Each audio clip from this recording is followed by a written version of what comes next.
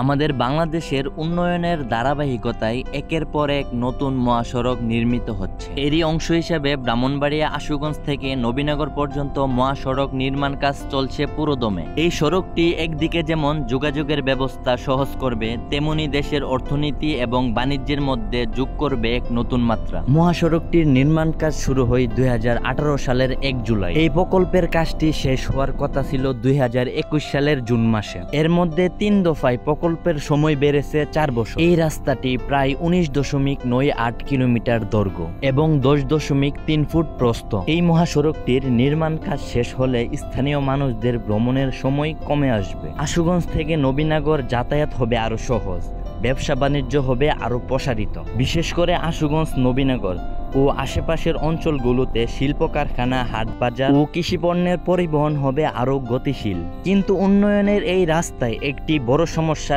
থেকে যাচ্ছে। জমি অধিগ্রহণ করা হলেও জমির মালিকেরা এখনো পর্যন্ত এই জমির ক্ষতিপূরণের টাকা পাচ্ছে না।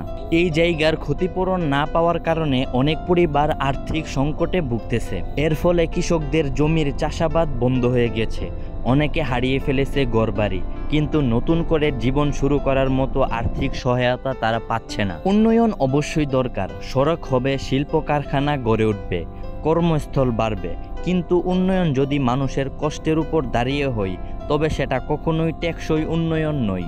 উন্নয়ন মানে শুধু অবকাঠামো নয়, উন্নয়ন মানে মানুষের জীবনের ইতিবাচক পরিবর্তন আনা। এই মহাসড়কটি দীর্ঘদিন ধরে আমাদের এলাকার মানুষের স্বপ্ন ছিল। সড়ক এবং জনপদ অধিদপ্তরের কাছে জমির মালিকদের আকুল আবেদন তাদের জমির টাকা অতি শীঘ্রই পরিশোধ করার জন্য।